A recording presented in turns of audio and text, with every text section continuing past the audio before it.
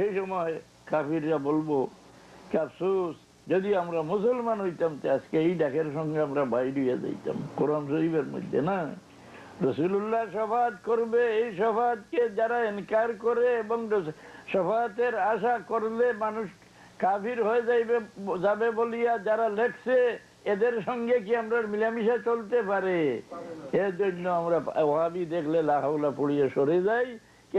এই ব্যক্তি এখানে মুনাফিকের আকীদা, যেভাবে মুনাফিকরা রাসূলুল্লাহর উপরে মনোভাব রাখতো, এই মনোভাব তাদের অন্তরে ঢুকছে।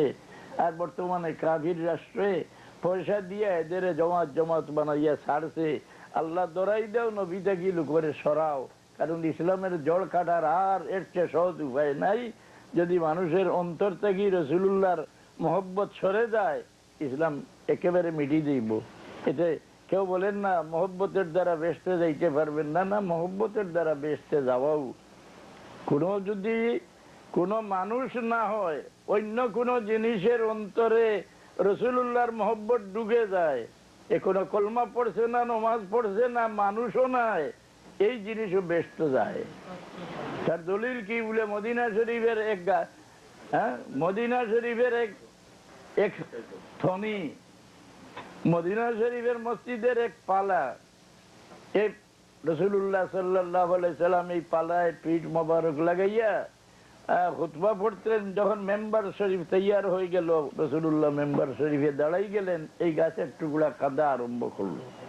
রাসূলুল্লাহ তাকে শান্তি দিলেন, কিন্তু ঘটনা হাদিস শরীফের মধ্যে আছে, বুখারী শরীফের মুকদ্দিমার মধ্যে এই হাদিস নকল করছেন।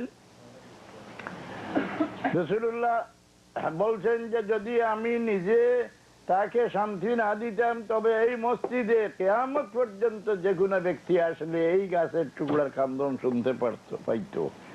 রাসূলুল্লাহ বলছেন ইউবাসু ইয়াউমাল কিয়ামাতি উম্মাতান ওয়াহিদা, কিয়ামতের দিন এক মানুষের রূপে তাকে উঠাইয়া বেহেশতে আল্লাহ দাখিল করে দিবে।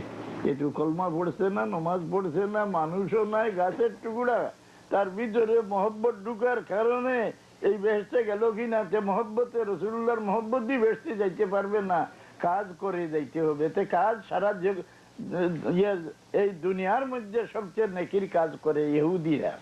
ইহুদিরা যে পরিমাণ ইবাদত করে, ইহুদিরা যে পরিমাণ তাসবিহ পড়ে, হ্যাঁ, তাদের নামাজ কজা হয় না, কিন্তু তারা কি বেহেশতে যাবে? না।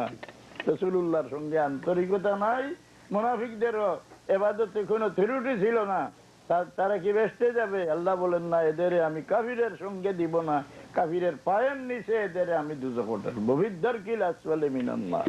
না, এই মুনাফিক বানানোর জন্য কাফির রাষ্ট্ররা পয়সা দিয়ে জমাত বানাইয়া ছাড়ছে।